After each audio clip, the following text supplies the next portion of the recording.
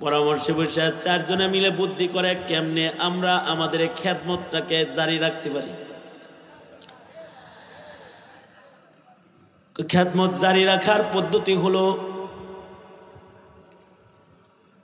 আমরা চারজনের ভেতর থেকে প্রতিদিন একজন বাজারে যাব, 3 জন লিখবে আর একজন বাজারে যাবে কুলিগিরি করবে। একজনে ইনকাম করবে, সে টাকা 4 জনে খাবে ডেলি, একজনে কাজ করবে পালাক্রমে। আমরা 4 জনের শনিবারে একজন, রবিবারে একজন, সোমবারে একজন, মঙ্গলবারে একজন, আবার শনিবারে যিনি গেছে বুধবারে সে যাবে। 3 দিন পর পর পালা বদল করে আমরা কাজ করব। তাও নবীর হাদিস লেখার এই খেদমতকে বন্ধ করা যাবে না। এটা লিখতে হবে একজন কুলি হয়ে কাজ করব আর 3 জনে খেদমত আঞ্জাম দিব। ঠিক আছে, তাহলে আগামীকালকে কে যাইব? সন্ধ্যা রাতে 4 মুহাদ্দিস মিলা নিজেদের নাম কাগজের ভেতরে লেখা লটারি দিল, কোরা ডালছে, লটারি দিছে। এই চোখ বন্ধ করে একজনের নাম ওঠা, 4 দিন তুই উঠাবি যার নাম আগে উঠব।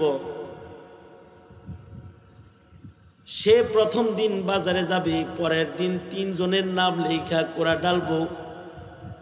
3 জনের ভেতর থেকে যার নাম উঠবে সে বাজারে যাবে, পরের দিন 2 কাগজে লেখা চোখ বান্ধা কোরা দিব। 2 কাগজের ভেতর থেকে হাতায়া হোতায়া যার নাম উঠাইব সে বাজারে যাইব। এরপরে ধারাবাহিকতা আল্লাহর পক্ষ থেকে চলতে থাকবো। আমরা নিজেরা চয়ন করব না, চোখ বন্ধ করে নাম তুলব আর আল্লাহর ফয়সালা মাফিক আমরা বাজারে কাজ করতে যাব। তো প্রথম দিন যখন লটারি দিছে, 4 মুহাম্মাদের নাম লেখা লটারি দিছে, বাবার নাম সহ 4টা নাম কাগজের টুকরা ফেলে লটারি দিয়ে যখন চক্ষু বন্ধ করে একজন রে কাগজ তুলতে বলেছে, একটা কাগজ তুলেছে। এবার চোখ খুলে কাগজ খুলে দেখতেছি পয়লা দিনের কাম কার জিম্মায় পড়ল। কাগজ খুলে দেখি 4 জনের নাম মুহাম্মদ, কিন্তু যার নাম প্রথমবারে উঠছে তার বাবার নাম নাসির, মুহাম্মদ বিন নাসির রহমাতুল্লাহি আলাইহি। উনার নাম লটারিতে উঠছে। বাস আজকের লটারি হয়েছে, কালকের কাম নির্ধারণ হয়েছে। একজন কাজ করবে, বাকি 3 জন আমরা এখন এখানে লেখালেখির কাজ জারি রাখব। লটারির পরে সবাই শুয়ে পড়েছে, সবার ঘুম ধরছে, কিন্তু মুহাম্মদ বিন নাসিরের ঘুম ধরে না। কারণ তার মাথায় এবার 3 জনের খাবারের জিম্মাদারি আইছে। আল্লাহর রাসূল সাল্লাল্লাহু আলাইহি ওয়াসাল্লাম সাহাবায়ে কেরামদেরকে বলেছেন, দিল পাথরের চাইতে শক্ত তোমার, চোখে পানি আসে না, কান্না আসতেছে না, তো কান্নার ভান করো, মুখ বাঁকা করো। কান্নার ভান করলেও আল্লাহ তাআলা দোয়ার ভেতরে এই লৌকিকতাকে মঞ্জুর রেখেছেন। নিঃশর্ত একটা ইবাদত। আল্লাহর রাসূল বলেন, আদ-দুআউ হুয়াল ইবাদা, দোয়াটাই স্বতন্ত্র একটা ইবাদত। বান্দা বেশি বেশি দোয়া করবে, আল্লাহর কাছে দোয়ার মাধ্যমে বেশি বেশি চাইবে, এটা আল্লাহ তাআলার পছন্দ। যে বান্দা আল্লাহর কাছে দোয়ার মাধ্যমে তার সকল প্রয়োজন সকল দরখাস্ত আল্লাহর কাছে পেশ করবে। দোয়ার মাধ্যমে কি চাইবে? সব চাইবে। হাকিমুল উম্মত থানবী রহমতুল্লাহ আলাইহি বলেন, তোমার যদি জুতার ফিতাও দরকার হয়, জুতার ফিতা ছিঁড়ে গেছে, তো তোমার জুতার ফিতাটাও তুমি আল্লাহর কাছে চাও। বলো, আল্লাহ আমার জুতার ফিতা ছিঁড়ে গেছে, আমার জুতার ফিতা দেন। জুতার ফিতাই যদি আল্লাহর কাছে চাইতে হয়, তাহলে বাকি যা আছে এগুলো কার কাছে চাইবে?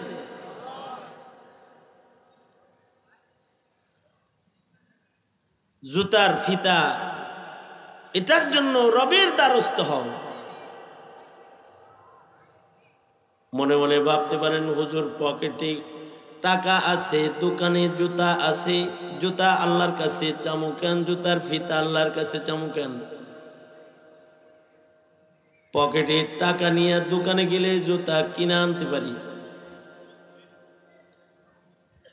হযরত থানবী বলেন, জুতার ফিতাটাও আল্লাহর কাছে এজন্যই চাইবা। ফিতা লাগাইলেই জুতা তুমি পরতে পারবা না। জুতাটা পায়ে যে তুমি পরবা, এর জন্য তোমার আগে পা লাগবে। জুতা পরার উপযুক্ত কদম লাগবে। তোমাকে জুতা পরার উপযুক্ত কদম দাতা আল্লাহ। তিনি যদি চান যে কোনো মুহূর্তে একজনকে অচল করে দিয়ে জুতা পরার ক্ষমতা তার থেকে ছিনায় নিতে পারেন। এখন পা আছে, সন্ধ্যাবেলায় পা কেড়ে নিতে পারেন। বহু মানুষ আছে ঘর থেকে পা নিয়ে বেরোইছে, বাড়িতে আসছে পা ছাড়া, তার পা কাটা পড়ে গেছে। বহু মানুষ আছে সকালবেলায় হাঁটছে, সন্ধ্যাবেলায় প্যারালাইসিসের রোগী হয়ে বিছানায় পড়ে গেছে। তোমার টাকা আছে আর জুতা কেনার ক্ষমতা আছে, এজন্যই তুমি বড়াই করে আল্লাহর কাছে চাওয়া ছাড়া টাকার উপরে ভরসা করো না। কারণ তুমি জুতা কিনে পরবে, যে পায়ে লাগাবে, এই পাটা কার দান? এই পাটা দেন তিনি, নেন তিনি। সুতরাং তোমার জুতার ফিতা যেটা, এটাও তুমি আল্লাহর কাছে চাও।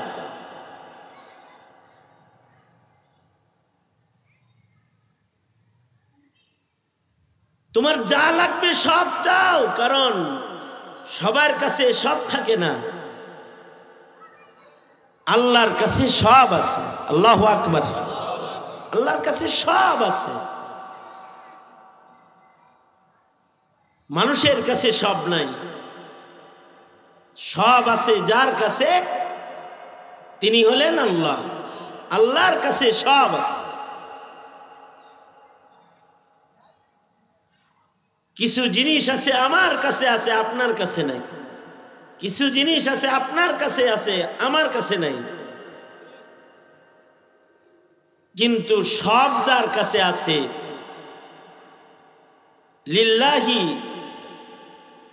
মুলকুস সামাওয়াতি ওয়াল আরদ, মা ফিস সামাওয়াতি ওয়াল আরদ। যা কিছু আছে আসমান ও জমিনের মাঝে, সব যার, সব কিছু যার, তিনি আল্লাহ। আল্লাহর কাছে সব আছে। আল্লাহর কাছে যা আছে এর পরিমাণটা কেমন? আমাদের কাছে যা আছে তার পরিমাণ কম। কারোর কাছে একটাই আছে।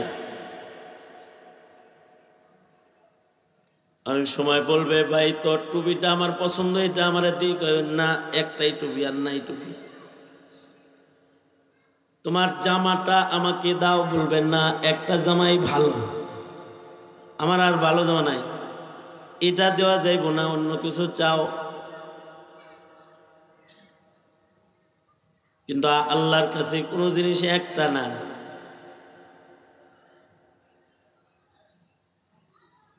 আল্লাহ পাকের কাছে খাজানা কম না, আমাদের কাছে থাকার পরেও আমরা দিতে পারি না। ভিক্ষুক চাইছে 10টা টাকা দেন, দেওয়ার মনও আছে, কিন্তু 1000 টাকার নোট ভাঙটি নাই। দেওয়ার মন আছে, কিন্তু টাকাও আছে, কিন্তু দেওয়ার পরিবেশ নেই। অথবা টাকা আছে কাছে নাই, দূরে আছে কাছে নাই। বাসার থেকে বের হয়েছি, পরিচিত ভিক্ষুক হে আমারে চিনে দেখে দৌড়াইছে, এসে কয় হুজুর 500 টাকা দেন।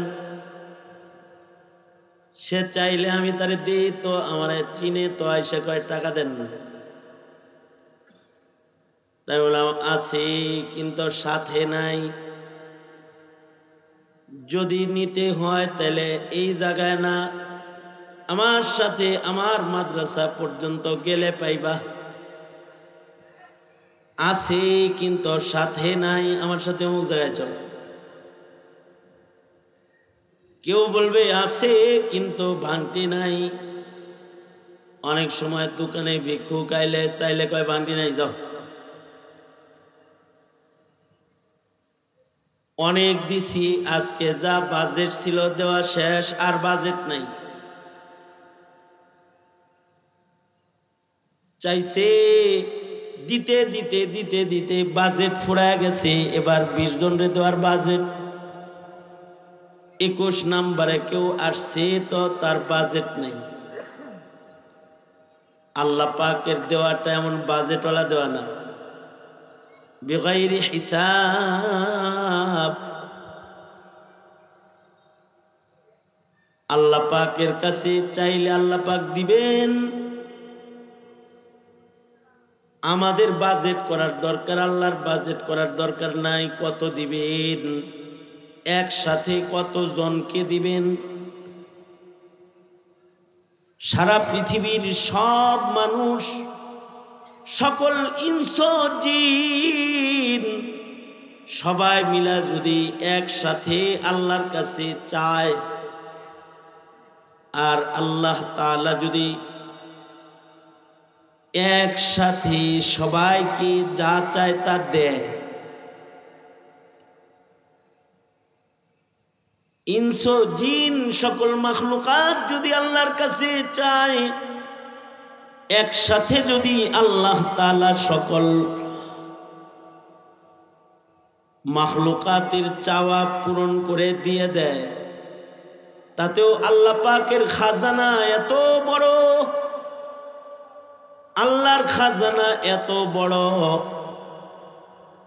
সবাইরই একসাথে দিলেও আল্লাহর খাজানা থেকে এক চুল কমবেও না। ইমাম গাজালি বলেন, সাগর থেকে সুই দিয়া সাগরের ভেতরের 1 ফোঁটা পানি উঠাইলে যেমন হবে, আল্লাহ পাকের খাজানার থেকে সবাইকে দেওয়ার পরও আল্লাহর খাজানার অবস্থা তেমন। সব দেওয়ার পরেও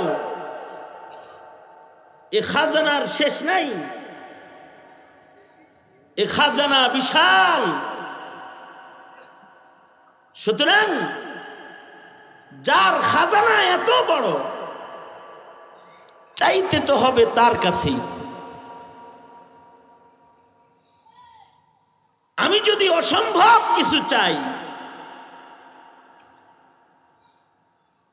তাও তিনি সেটা দিবেন। মেম্বারের কাছে যা কিছু চাইলেন, উনি বললেন এটা আমার কাম না, এটা চেয়ারম্যানের কাম।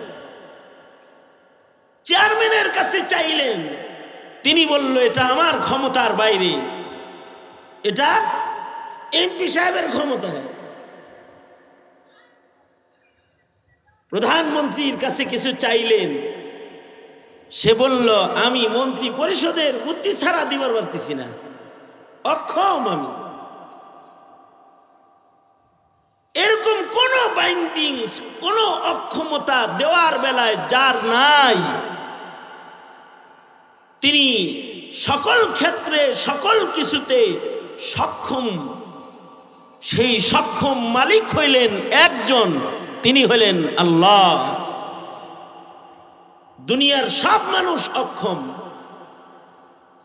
দুনিয়ার সব দেশ অক্ষম, স্বয়ং সম্পূর্ণ নয়। দুনিয়ার সব মানুষ অক্ষম, সক্ষম স্বয়ং সম্পূর্ণ একজন, তিনি হলেন আল্লাহ তাআলা। সুতরাং অক্ষমের কাছে হাত পাতা যায়, যে অক্ষম তার কাছেও হাত পেতে বসে থাকার দরকার আছে? হাত পাতবা চাইবা তো চাও, যিনি সক্ষম তার কাছে চাও। সক্ষম কে? জোরে আওয়াজ করে সবাই বলেন কে? আল্লাহ তাআলা সক্ষম। আর বান্দা হলো অক্ষম। আমি অক্ষম, আপনারা অক্ষম। সক্ষম না কেউ, অক্ষম। অক্ষমতা দিয়েই আমাদের জীবন ঘেরা, আমরা অক্ষম, সবাই অক্ষম। খালেদা জিয়াও অক্ষম, শেখ হাসিনাও অক্ষম, ডক্টর ইউনূস অক্ষম, মোদি অক্ষম, আমেরিকার প্রেসিডেন্ট অক্ষম, রাশিয়ার প্রেসিডেন্ট অক্ষম। সক্ষম একজন, তিনি জোরে বলেন। হাসিনা যদি সক্ষম হইত তাহলে যা রান্না করছিল খাইতে পারত, যা রান্না হলো খেতে পারলো না, ছাত্ররা খেয়ে নিল, আর তিনি না খেয়ে উড়াল দিয়ে চলে গেল। যদি সক্ষম হতো তাহলে গণভবনে বসে থাকতো। অক্ষম, নিরুপায় হয়ে বের হয়ে গেল, অক্ষম। যদি এরপরেও সক্ষমতা দেখাইতো, আর যদি গণভবনে তখন বসে থাকতো, তাহলে হাসিনার দশা কি হতো? গণভবনের ইট দেখলে বোঝা যায়, গণভবনের চতুর্দিকের ডবল দেয়ালের ইট যেমন ছাত্র জনতা খুলে ফেলেছে, ওখানে গিয়ে ওরা হাসিনাকে পেললে তার গায়ের চামড়া খুলে নিয়ে আসতো, চামড়াটাই খুলে। কারণ সে সক্ষম না অক্ষম? সক্ষম না অক্ষম? অক্ষম। सरापा आजिज़ी होने ने बंदा कर दिया हमको, सरापा आजिज़ी होने ने बंदा कर दिया हमको, अगर ना हम खुदा होते जो दिल बे आरज़ू होता, अगर ना हम खुदा होते जो दिल बे आरज़ू होता, सरापा आजिज़ी होने, सरापा आजिज़ी होने ने बंदा कर दिया हमको, अगर ना हम खुदा होते जो दिल बे आरज़ू होता, अगर ना हम खुदा होते जो दिल बे आरज़ू होता। আমরা যা চাই তা হয় না, এ কারণে আল্লাহর কাছে আমাদের তৌফিক চাইতে হয়। আমরা আজিজ, আমরা অপারগ।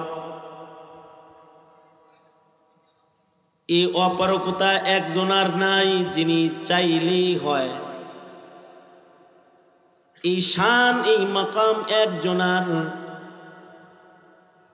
আমরা ইচ্ছা করলে সেটা হয় না। আমরা চাই একরকম, হয় আর এক রকম, কারণ আমরা অক্ষম। আল্লাহ পাকের শান। আল্লাহ পাক সক্ষম, ইদা আরাদা শাইআন আন ইয়াকুলা লাহু কুন ফায়াকুন। একমাত্র সক্ষম মনিব মালিক একজন আছেন, তিনি যখন যা ইচ্ছে করেন, ইরাদা করেন, তিনি বলেন কুন, তো ফায়াকুন। তিনি ইচ্ছে করেন আর তিনি বলেন হও, তো হয়ে যায়। আকাশকে বললেন কুন, আকাশ হয়ে গেল। জমিনকে বললেন জমিন হও, জমিন হয়ে গেল। পাহাড়কে বললেন পর্বতমালা বসে যাও, পাহাড় বসে গেল। গ্রহ নক্ষত্র কোন বললেন শূন্যের উপরে কক্ষপথে ঘুরতে লাগলো। যেমন তিনি চাইলেন তেমন সে ঘুরল, তেমন সে চলল। এই যে সক্ষমতা, এটা একমাত্র একজনের শান। এই সক্ষমতার শান মহান আল্লাহর। ইদা আরাদা শাইআন আন ইয়াকুলা লাহু কুন ফায়াকুন। তিনি যদি বলেন হও, তাহলে সেটা হয়ে যায়। এই সক্ষমতা শুধুই মাত্র আল্লাহর। আর আমি চাই একরকম, হয় আর এক রকম। আজজি, অপারকতা। আমার শান বান্দা হওয়ার কারণে বান্দা তো অপারক হবে, বান্দা তো অক্ষম হবে। সক্ষম হলেন আল্লাহ। এ কারণে আল্লাহর চাওয়া হলো আমি সক্ষম, তুই যা চাস সব দিতে আমি সক্ষম। সুতরাং তোর যা লাগবে সব চাবি আমার কাছে। ইদা সাআলতা ফাসআলিল্লাহ। যখন কিছু চাইবা তখন আল্লাহর কাছে চাইবা। যা লাগবে সব আল্লাহর কাছে চাইতে হবে।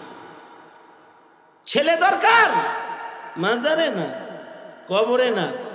মেয়ে দরকার, পীরের দরগায় না। ক্ষমতা দরকার, আল্লাহর কাছে চাইতে হবে। আল্লাহ দিলে ক্ষমতায় থাকতে পারবো, আল্লাহ রাখলে থাকতে পারবো।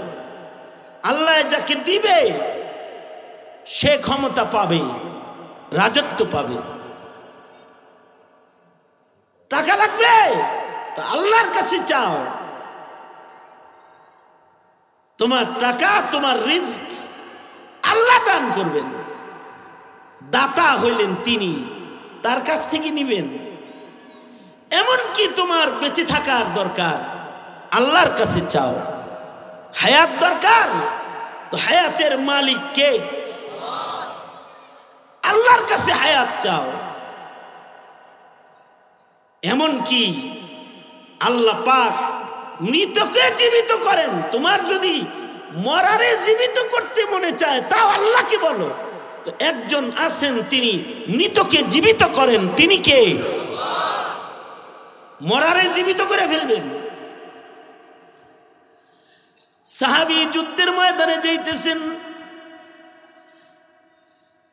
সাহাবীর একমাত্র যুদ্ধে যাওয়ার সামান সওয়ারি একটা দুর্বল ঘোড়া, দুর্বল একটা গাধার পিঠে সওয়ার হয়ে সাহাবী যুদ্ধে যাইতেছে। দুর্বল গাধার পিঠে সওয়ার হয়ে শত শত মাইল দূরে যুদ্ধে যাইতেছে। রাস্তা চলতেছে, দুর্বল গাধার পা গর্তের ভেতরে পড়া গেছে। গরমের মধ্যে মরুভূমিতে এটা চলতে পারে না। গরমে এটা প্রেসার উঠছে, স্ট্রোক করছে, মরে গেছে। গাধা মরে গেছে। সাহাবী আল্লাহর কাছে বলে, আল্লাহ তুমি তো জীবিতকে মরণ দান করনে ওয়ালা আর মৃতকে জীবিত করনে ওয়ালা।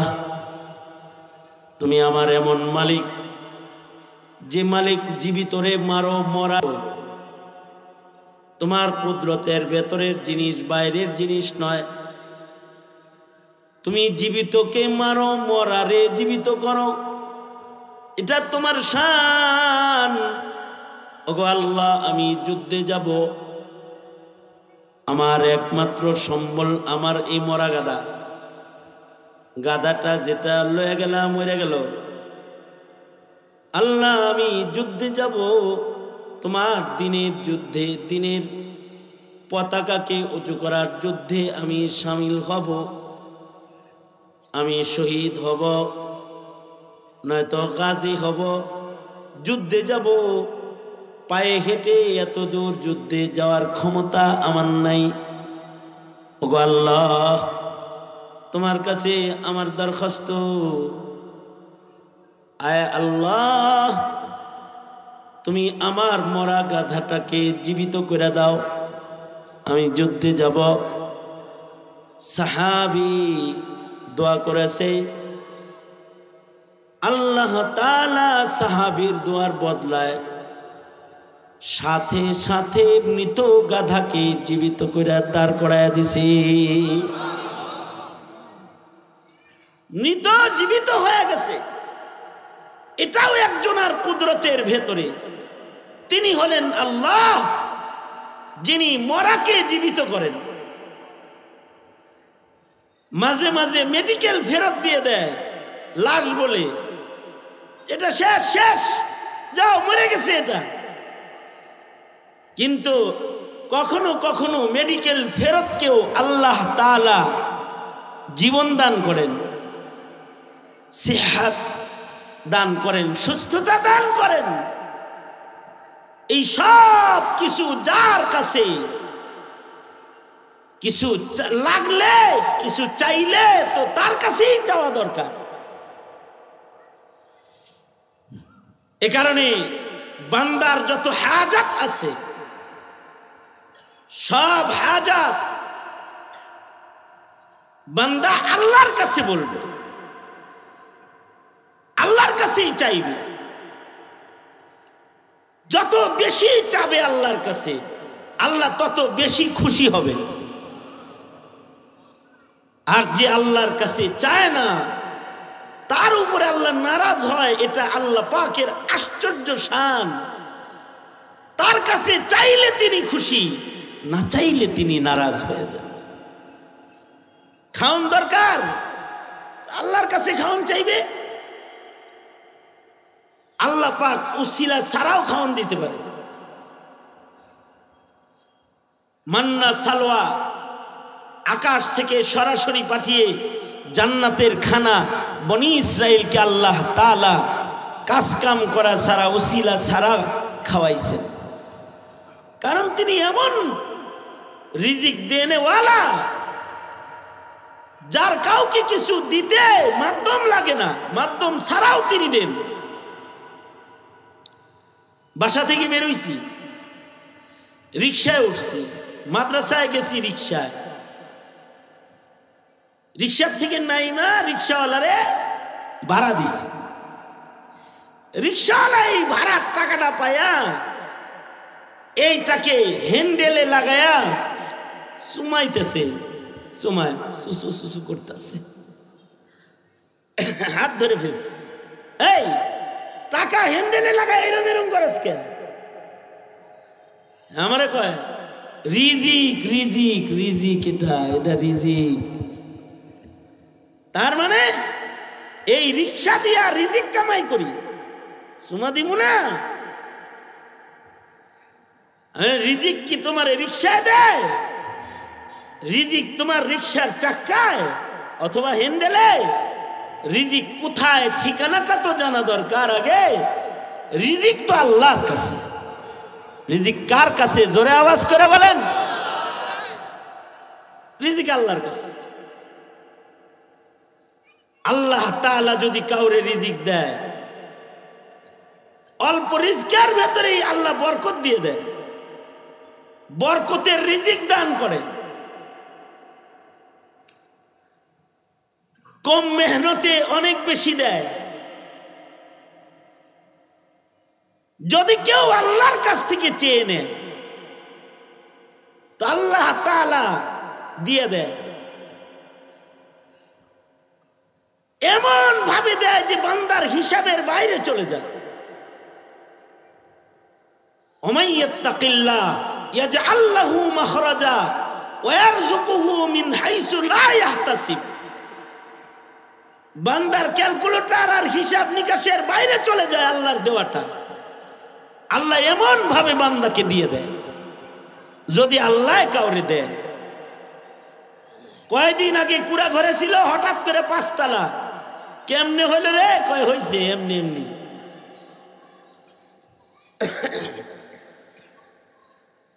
এই করোনার মধ্যে কাউকে কাউকে আল্লাহ তাআলা ফকির বানাইছে,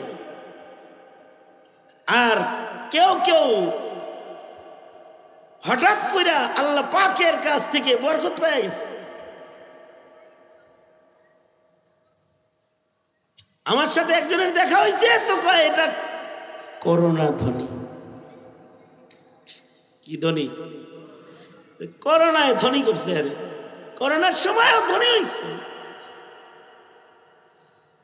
এমন মাল বানাইতো যেটা মার্কেটেই চলে না, মাস্ক। এই মাস্ক হঠাৎ করে মার্কেটে উঠা এমন বেচা বেচছে, হেয়ার মালের মতো কারোর মাল আর চলেই নেই। ফহিনী 1000 কোটি টাকার মালিক হয়ে গেছে। আবার কেউ তো এই সময়ে ফকির হয়ে গেছে, কারোর ব্যবসায় ধস নেমে গেছে, অর্ডার ক্যান্সেল হয়ে গেছে, গার্মেন্টস অচল হয়ে গেছে। আল্লাহ দিলে বিপদের ভিতর দিয়েও দিয়ে দেয়।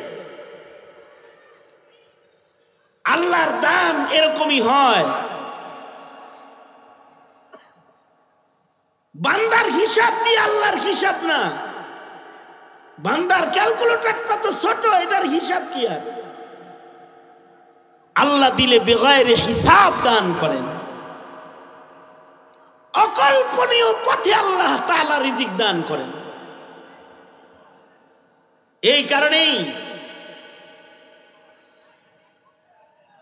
উম্মতের মুত্তাকি বান্দা যারা, এরা রিজিকের ধান্দা করে না। এদের জিন্দেগিতে রিজিকের চিন্তা নাই। কি খামু আগামীকালকে, পরশু কি খামু, আগামী বছর কই থাকমু, কি করমু, এই চিন্তা নাই। কারণ তাদের তাকওয়ার কারণে আল্লাহ তাআলা হিসাব ছাড়া কল্পনার বাইরের রিজিক তাদের দান করেন। কিছু মানুষের রিজিক হইল মিন হাইসু ইয়াহতাসিব, যেরকম তার হিসাব নিকাশ আল্লাহর দেওয়া তার সাথে তেমন।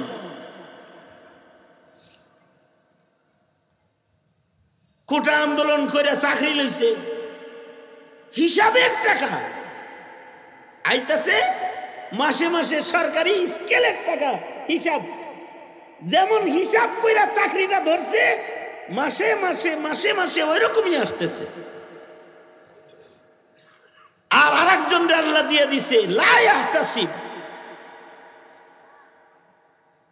কল্পনার বাইরে দিয়ে দিছে। এত বড় শিক্ষিত তার নাই, অশিক্ষিত এক লোক হে ধনী হয়ে গেছে।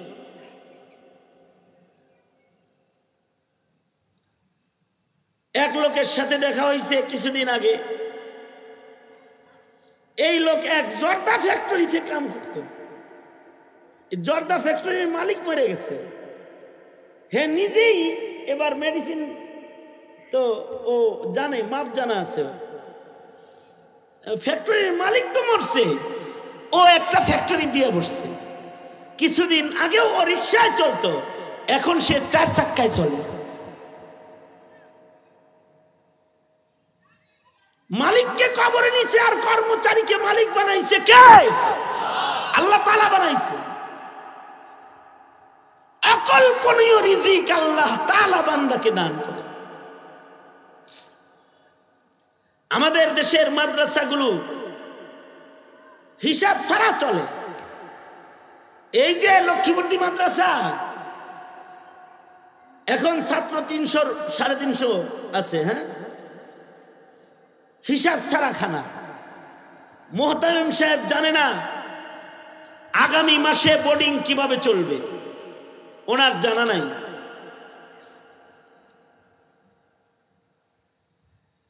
আল্লাহ তাআলা পাঠিয়ে দেন একটা না মাদ্রাসা,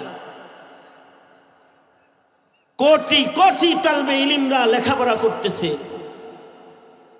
শত শত হাজার হাজার মাদ্রাসা হিসাব ছাড়া। আজকের বাজারও নাই, কালকের তা তো কল্পনাই নাই, হঠাৎ করে রাতের অন্ধকারে আসে। কারণ রাজ্জাক মালিক একজন আছেন, তিনি তার বান্দার রিজিক তো প্রস্তুত করে রেখেছেন। রিকশাওয়ালারে বললাম, মিয়া এটারে কইতেছো রিজিক? এত চিন্তা রিজিকের, নামাজ পড়ার টাইম পাও না, এই রিজিক এখানে সুমাও না বুঝা। মায়ের পেটে যখন ছিলা তখন রিজিক দিছে কে? তখন তো আর রিক্সা চালানোর শক্তি ছিল না, কেবল মায়ের পেটে আসছ, তোমাকে এই বন্দি মায়ের রেহেমের ভেতরে আল্লাহ তাআলা তোমাকে রিজিক দিয়ে বাঁচিয়ে রেখেছেন 10 মাস। বাইরে বেরোইছ, যেমন দুধ তুমি খেতে পারবে তেমন দুধ তোমার মায়ের স্তনে আল্লাহ দান করেছে। প্রথম 3 মাসের দুধ একরকম দিছে, পরের 3 মাস আর এক রকম দিছে, তারপরের 3 মাস আর এক রকম দিছে। তরল দুধ দিছে, এক পর্যায়ে মিষ্টতা বাড়ায় দিছে, ঘন দুধ দিছে। বাচ্চা মায়ের পেটে আসার সাথে সাথে সন্তানের রিজক আল্লাহ তাআলা মার স্তনটা ভরে দিয়ে দেয়। রাজ্জাক তো তিনি। এ কারণে আল্লাহর রাসূল আশ্চর্য একটা জিকির শিখাইছেন, আল্লাহর নবী শিখাইছেন, আল্লাহকে ডাকো, ইয়া রাজিকাত তিফলিস সাগীর, আল্লাহকে ডাকো ও ছোট্ট বাচ্চাকে রিজিক দেনে ওয়ালা আল্লাহ। ইয়া রাজিকাত তিফলিস সাগীর, ইয়া রাজিকাত তিফলিস সাগীর, ছোট বাচ্চাটাকে রিজিক দেনে ওয়ালা আল্লাহ।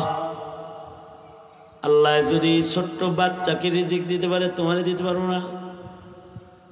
তোমাকেও দিবেন, তবে তুমি চাইতে হবে, বলতে হবে আল্লাহুম্মা রযুকনি, ওগো আল্লাহ আপনি আমাকে রিজিক দান করেন। তুমি চাইবা ওয়ারযুকুহু মিন হাইসু লা ইয়াহতাসিব, তোমার কল্পনার বাইরে তিনি তোমাকে রিজিক দান করবেন।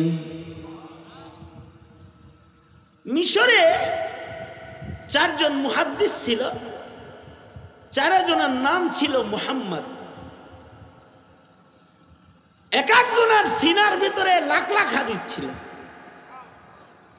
তাদের জীবনের সংকল্প যে আমাদের বুকের ভিতরে যে ইলম আছে, আমরা এটা সিনায় নিয়ে কবরে না যাই, এটাকে খাতায় পাতায় লিখে দিয়ে যাই, তাহলে নবীর উম্মত নবীর হাদিস থেকে উপকৃত হবে। কি করা যায়? এই 4 মুহাম্মদ জঙ্গল এরিয়ায় যায় একটা ঝুপড়ি বানাইছে, ঘর বানায় 4 জনে বসে বসে যা ইলম যা হাদিস মুখস্থ করছে এগুলাকে সব কলম বন্ধ করতেছে, কাগজে লিখতেছে। আগের জমানার কাগজ কলম তো, এই জমানার কাগজ কলম তো ফটাফট লিগালায় ছেপালায়। আগের জমানায় লিখতে হলে বছর ফুরায় যেত, একটা কিতাব লেখা হতো না। দুয়াতে কলম ভিজা ভিজা বাঁশের কলম কাঠের কলম দিয়ে লিখতো। এখানেও কিছু মুরব্বী আছে যারা কচু পাতায় লিখে লেখাপড়া করছে। খাতার অভাব, খাতাও ছিল না। স্বাধীনতার পরে খাতার অভাব, কচু পাতায় লিখতো। লিখে লিখে পাতায় লিখে, গাছের পাতায় লিখে পড়ালেখা করত। এই বুজুর্গরা 4 মুহাদ্দিস হাদিস লিখবে খাতায়, ঝুপড়ি ঘর বানায় বসে গেছে 4 জন। হিম্মত করে তো বসছে, কিন্তু সিনার ইলিম তো অনেক, লেখার শেষ হইতেছে। যা খাবার দাবার টাকা পয়সা 4 জনের ছিল, কিছুদিন পরে টাকা পয়সা সব শেষ হয়ে গেছে। টাকা শেষ, খাওয়ার নাই। এবার কেমনে এই নেক আমল সম্পাদন করবেন তারা? 4 জনে মিলা পরামর্শে বসছে। 4 জন পরামর্শে বসে 4 জনে মিলে বুদ্ধি করে কেমনে আমরা আমাদের খেদমতটাকে জারি রাখতে পারি। খেদমত জারি রাখার পদ্ধতি হলো, আমরা 4 জন 4 জনের ভেতর থেকে প্রতিদিন 1 জন বাজারে যাব। 3 জন লিখবে, আর 1 জন বাজারে যাবে কুলিগিরি করবে। 1 জনে ইনকাম করবে, সে টাকা 4 জনে খাবে ডেলি। 1 জনে কাজ করবে পালাক্রমে। আমরা 4 জনের শনিবারে 1 জন, রবিবারে 1 জন, সোমবারে 1 জন, মঙ্গলবারে 1 জন, আবার শনিবারে যিনি গেছে বুধবারে সে যাবে। 3 দিন পর পর পালা বদল করে আমরা কাজ করব। তাও নবীর হাদিস লেখার এই খেদমতকে বন্ধ করা যাবে না। এটা লিখতে হবে, 1 জন কুলি হয়ে কাজ করব, আর 3 জনে খেদমত আঞ্জাম দিব। ঠিক আছে, তাহলে আগামীকালকে কে যাইব? সন্ধ্যা রাতে 4 মুহাদ্দিস মিলা নিজেদের নাম কাগজের ভেতরে লেখা লটারি দিল। কোরা ডালছে, লটারি দিছে। এই চোখ বন্ধ করে 1 জনের নাম উঠা। 4 দিন তুই উঠাবি, যার নাম আগে উঠব সে প্রথম দিন বাজারে যাবে। পরের দিন 3 জনের নাম লেখা কোরা ডালবো। 3 জনের ভেতর থেকে যার নাম উঠবে সে বাজারে যাবে। পরের দিন 2 কাগজে লেখা চোখ বান্ধা কোরা দিব। 2 কাগজের ভেতর থেকে হাতায়া হোতায়া যার নাম উঠাইব সে বাজারে যাইব। এরপরে ধারাবাহিকতা আল্লাহর পক্ষ থেকে চলতে থাকবো। আমরা নিজেরা চয়ন করব না, চোখ বন্ধ করে নাম তুলব, আর আল্লাহর ফয়সালা মাফিক আমরা বাজারে কাজ করতে যাব। তো প্রথম দিন যখন লটারি দিছে, 4 মুহাম্মাদের নাম লেখা লটারি দিছে, বাবার নাম সহ।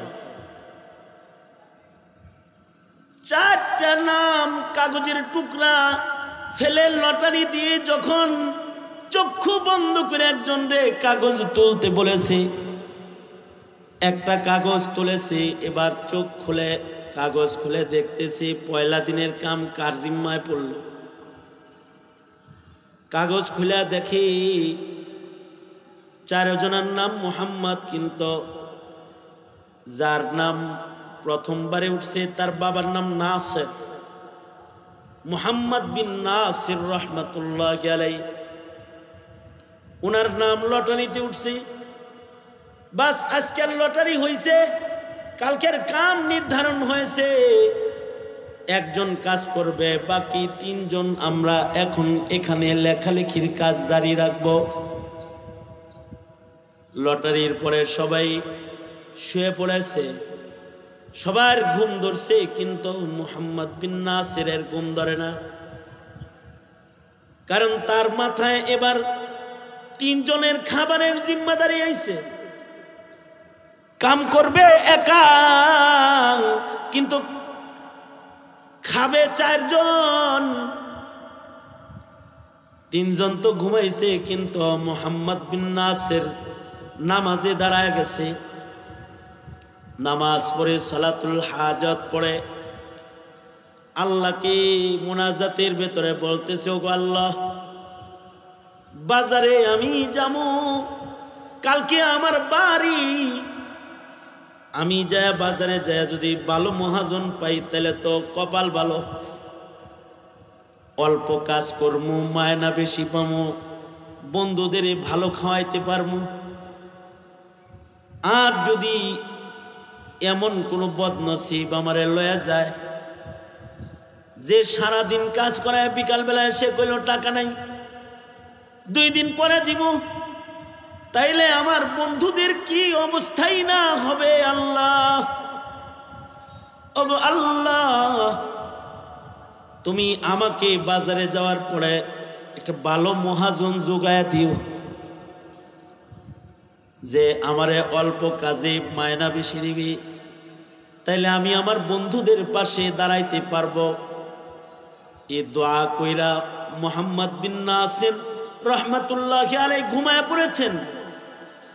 ফজরের ওয়াক্ত হইলে 4 জনে মিলে ফজরের নামাজ পড়েছেন, তিলাওয়াত ইশরাক পড়া 3 জন হাদিস লেখার জন্য বসে গেছেন।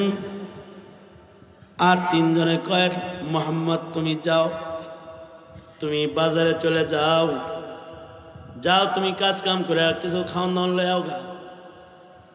মোহাম্মদ বিন নাসির উনি বাজারের দিকে রওনা করেছে। কিছু দূর রাস্তা চলতেই দেখে শহর থেকে উটের পিঠ ভর্তি খাবার লইয়া একটা কাফেলা এই দিকে আসতেছে। মুখোমুখি হয়ে গেলে কাফেলার সর্দার যিনি, তিনি উটের পিঠ থেকে লাফ দিয়ে নেমে বলে, এই ভাই, তোর নাম কি? আমার নাম মোহাম্মদ বিন নাসির। আমি তো তোমারই তালাশ করতেছি। আর 3 মোহাম্মদ কই? তোমরা মোহাম্মদ তো একজন না, এখানে 4 জনের কথা। আমি একজন, আর ওখানে খেদমতে আছি বাকি 3 জন। সামনে গেলে তাদেরও পাইবা, যাও আমি জায়গা না, তোমারে ফিরাইতেই তো আইছি। রাতের বেলায় সরওয়ারে দো আলম মুহাম্মদুর রাসূলুল্লাহ সাল্লাল্লাহু আলাইহি ওয়াসাল্লাম স্বপ্ন যোগে এসে আমাকে বলেছে, আপনি কি? আমি এই মিশরের বাদশাহ আহমদ। রাতের বেলায় সরওয়ারে দো আলম স্বপ্ন যোগে আমাকে এসে ডেকে বলে, আহমদ রে, আমার নামে আমার নায়েব 4 জন বৈশা বৈশা আমার হাদিস লেখে, তুই তাদের খবর নেস না, তাদের কাছে খাবার নাই, তাদের একজন কাজ করবে, বাকিরা লিখবি। তারা মশওয়ারা করেছি, মনে রাখিস আহমদ, তোর রাজ্যে যদি আমার নায়েব নবী, আমার নায়েবে নবী যদি তোর রাজ্যে কুলির কাজ করে, তাহলে কিন্তু হাসরের কঠিন ময়দানে তোকে আসামি করা হবে। আমি এজন্য আসছি, চলো ভাই, চলো চলে যাই, খেদমত করবা তোমরা, নবীর ইলম লিখবা তোমরা, আর তোমাদের দেখভাল, তোমাদের খেদমত করার জন্য আল্লাহ তাআলা আমি আহমদকে পাঠাইছি। ওয়ারযুকুহু মিন হাইসু লা ইয়াহতাসিব। এই বাদশা সেখানে মাদ্রাসার ঘর করে দিল একটা, আর এই 4 মুহাদ্দিস ওখানে বসে বসে হাদিস লিখলো।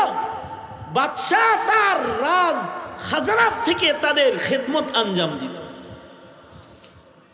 আমাইয়াত্তাকিল্লাহ ইয়াজআল লাহু মাখরাজা।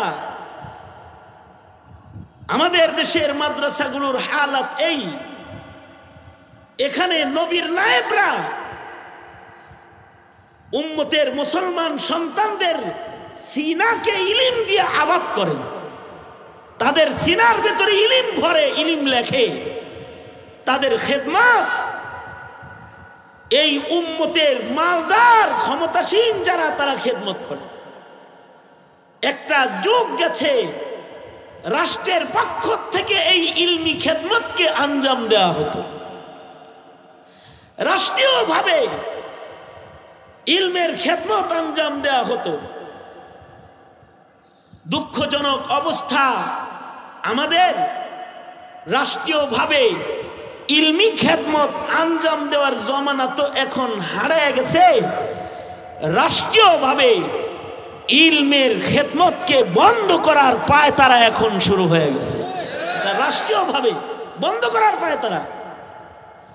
এ কারণে যেখানে ইলমের খেদমত হয়, রাজ্যের বাদশা সেখানে রাষ্ট্রীয় খরচে ইলমের সংরক্ষণ করবে তো দূরের কথা, মুসলমানের দেশের রাজা বাদশা যারা বর্তমান হয়, এরা ইলমি দ্বীনের প্রতিষ্ঠান যেগুলো, সেগুলোর উপরে করা নজরদারি করার চেষ্টা চালায়। বিগত দিনে হাসিনার আমলে, আওয়ামী লীগের আমলে এমন কোনো মাদ্রাসা নাই যে মাদ্রাসায় থানার থেকে তদন্ত আসে নাই। দুদক থেকে প্রতিবেদনের মাধ্যমে প্রত্যেকটা মাদ্রাসার দাতা সদস্য তালাশ করার পায়তালা করা হয়েছে যে মাদ্রাসাগুলো চলে কেমনে, টাকা দেয় কে, তারে খুঁজে বের করো। এই চেষ্টা করা হয়েছে। শেষ পর্যন্ত মানুষ এই বিগত কিছুদিনের অবস্থা হলো এই, যারা দান করছে মুহতামিমরা এটার খবর ভালো বলতে পারবে। দান করছে, নাম হলো ইব্রাহিম, রশিদ কাটছে ইসমাইল, অন্য নামে রশিদ কাটছে। হের নাম হলো সুলাইমান, হের দাদার নাম ইয়াকুব, হে ইয়াকুবের নামে রশিদ কাটছে, নিজের নামে রশিদও কাটেনি। কি লেগা? মাদ্রাসার দাতার খাতায় যদি নাম দেখে যদি কোনো প্রেসার দেয়া হয়, তার মানে হলো মাদ্রাসা শিক্ষাকে জারি রাখা তো দূরের কথা, বন্ধ করার পায়তারা করা হয়েছে, বারবার বন্ধ করার পায়তারা। একদিক দিয়ে কওমি সনদের স্বীকৃতি দিছে, ওটা স্বীকৃতি না, ওটা একটা লাগাম লাগাইছে মাদ্রাসায় আসা যাওয়া করা। এতদিন তো স্বীকৃতি ছিল না, বিদায় গেট দিয়ে ঢুকতে গেলে করতে আইছিস, ধরে যা, তুই কে হিসাব নয়। স্বীকৃতি দিয়া কয় এবার ধরো, কারা কারা দান করে তা করে ধরো। স্বীকৃতি দিয়া এই স্বীকৃতিওয়ালাদের কাউকে সরকারি চাকরি না দিয়া তাদের হিসাব নিকাশ নেওয়া শুরু করেছে, তাদের ব্যাংক তদন্ত করেছে, মাদ্রাসার মুহতামিমদের ব্যাংক তদন্ত করেছে। মাদ্রাসার ব্যাংক তদন্ত করা হয়েছে, টাকা কোত্থেকে আসে, অর্থাৎ ইলমের আলো নিভাইবার চক্রান্ত করেছে বারবার বারবার বারবার। এমনকি উম্মতের আলেমদেরকে জেলখানায় তালাবদ্ধ করা হয়েছে, বছরের পর বছর নিরপরাধ নিষ্কলঙ্ক মানুষগুলো, যাদের কোনো অপরাধ নাই, তাদের জেলবন্দি করে রাখা হয়েছে। এই সব কিছুর উদ্দেশ্য কি? উদ্দেশ্য হলো ইলমের খেদমতরে জারি রাখা না বন্ধ করা। আরো জোরে আওয়াজ করে বলেন, জারি রাখা না বন্ধ করা? বন্ধ করে দেওয়ার চক্রান্ত করেছে। কিন্তু সিস্টেম কি? নবী সিস্টেম করছে কি? যে বাদশাকে স্বপ্ন যোগে নির্দেশ করেছে, যাও খেদমত করো। মুহতারাম হাজিরিন, সঙ্গত কারণেই এই মাদ্রাসা এখন মিশকাত শরীফ পর্যন্ত আছে হাদিসের কিতাব। যেই পরিমাণ মুহাদ্দিস শিক্ষক এখানে মওজুদ আছে, এরা সিহা সিত্তা পড়ানোর উপযুক্ত। যারা মিশকাত পড়তেছে, এরাই যদি নবীর হাদিস দাওরায় হাদিসের ক্লাসগুলো পড়ায়, আর যদি লক্ষ্মীবর্দীর মাটিতে কালা কালা রাসূলুল্লাহর দর্শ শুরু হয়ে যায়, তাহলে এই হাদিসের খেদমত যারা করবে, তাদেরও তো রাসূল আরবি খুঁজা খুঁজা খুঁজা খুঁজা বের করবে শাফাআত করার জন্য, যে ইলমের দুর্দিনে তোরা ছিলি খাদেম। সুতরাং এলাকাবাসী যারা এখানে এসেছেন, আমি আপনাদের কাছে 5 মিনিট একটু হাত